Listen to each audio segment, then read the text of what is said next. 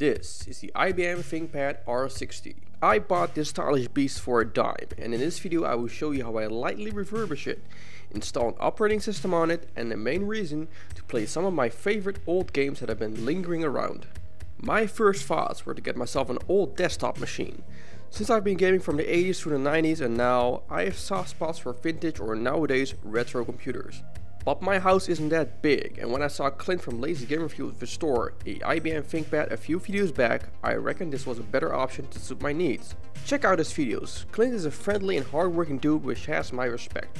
So what are my needs? Well, the only need I had was to play some older games, spanning from the mid-90s to early 2000s. There are some games that were covered in a dark, forgotten place somewhere in my basement, and they were in some desperate need of attention. Look at these gems. I have some very fond memories about these games, and that's why I kept them and never sold them.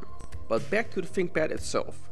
I always liked Thinkpads, but these were hella expensive back in the days, and I just picked one up for only $14 US. However, it was missing an HDD case drive. I took the liberty to make this Thinkpad a small project, as I will show you some light refurbishment on it next to the HDD and case install. The R60 isn't a Thinkpad that comes away as being the most robust. That honor is reserved for the T41, but it's still well made and feels like it can take some impact. Its design somehow reminds me of the first generation PlayStation 4, with its sliced off corners and used material. The R60 has some nice features as it was made for business travelers on the go. Back then I was like 16 years old. I had no business and nowhere to go. Fancy outer exterior LED lighting, which shows you what is being used and charged, which even comes with its own beep sound when plugged into a wall socket. It has the original Windows XP sticker on it, with its product code, which I blurred, and clicking it open is satisfactory with its mechanism. Then there's a robust and excellent typing keyboard, the famous red nipple, and a fingerprint scanner. I must say that this Thinkpad is in really good shape. There are no outer damages or breakage points. There's a minor soft scratch on the top lid and on the bottom, but other than that, this looks like a well-treated Thinkpad. So let's get started. First, let me clean it up with some cleaning vinegar.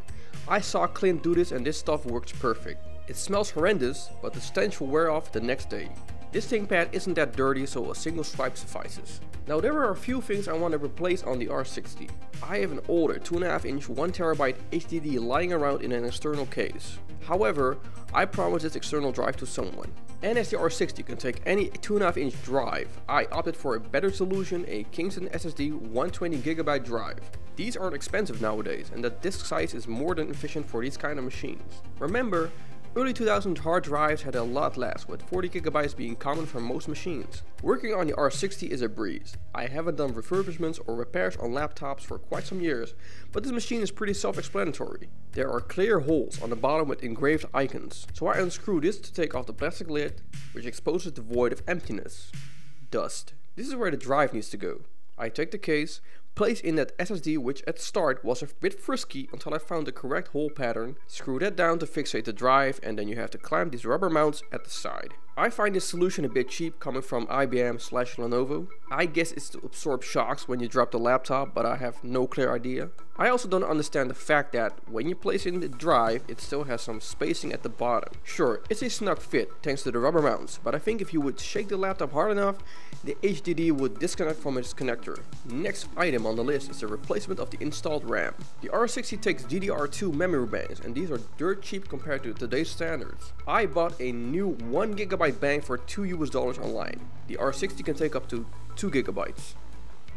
Flip that beast over and you will see some screws that you should unscrew. There are 5 of them, but I always seem to miss one. So at first I only unscrewed 4 and couldn't lift the keyboard. Missed one, duh. The memory banks are hidden beneath the palm rest and lifting it reveals the protector.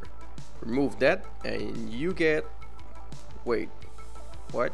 The R60 has 1GB of RAM installed, but my initial guess was that it was going to be 1GB memory bank. Instead, it has two 512MB banks installed, which totals that to 1024 gigs. Was not expecting that, so I just removed one memory bank and put the 1 gig in place. I ordered another 1GB bank and shall replace the 512 one in a couple of weeks. The last thing I want to do is replace the CMOS battery. I guess the original CMOS battery has never been replaced, and seeing as these batteries are dirt cheap, costing about $1 US, this is not something to be left behind.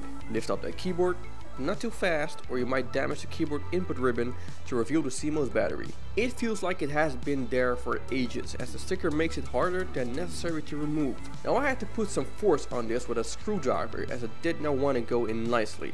Get in there! And now we're done. The rest of the laptop is in excellent shape and doesn't need any refurbishing.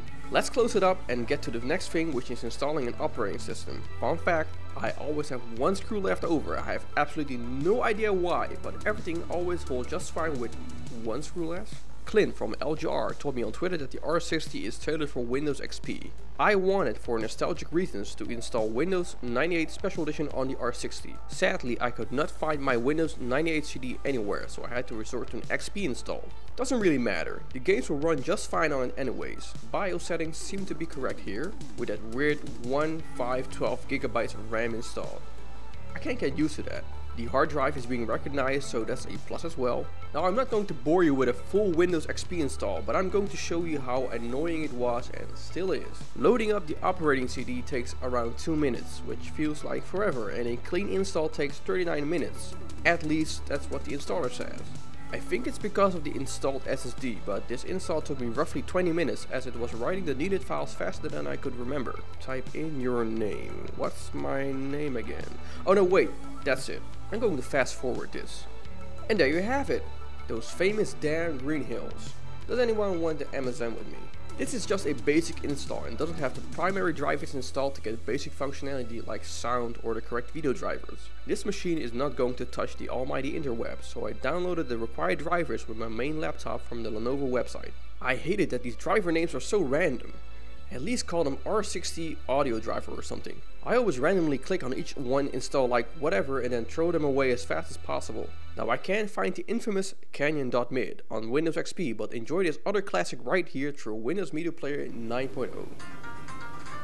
As you can hear, the speakers are tinny, and playing multimedia on it is best suited with speakers or a headset. Let's restart and install some games. Now the main reason I have this R60 early 2000 gaming joy. I'll just show you some installs and how the games run on this machine. These are not games that require the heaviest hardware though. Someone on Twitter proposed, why don't you just emulate those games or buy them through GOG.com? Simply because I'm not a fan of emulation. It's not to say that I hate emulation. Emulation has been a very good part of my youth, as many games that were out of reach thanks to heavy prices or awkward international distribution came into my lap that way. But I always prefer the real deal whenever I can. Retro gaming is not just about playing a game, it's about trying to get the same experience from when you were young in the most authentic way possible. That's why I still own original consoles and original games. Sure, they take up some space, and that's the price to pay when you want to relive that joy you had from your youth. So that was my take on refurbishing this IBM Lenovo Thinkpad R60 to play some awesome games from the past.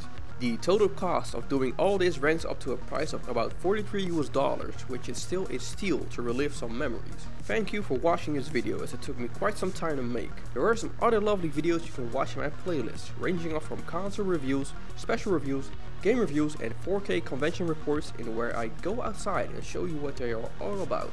Do me a great gesture and hit that subscribe button, as it gives me a warm, fuzzy feeling inside for real.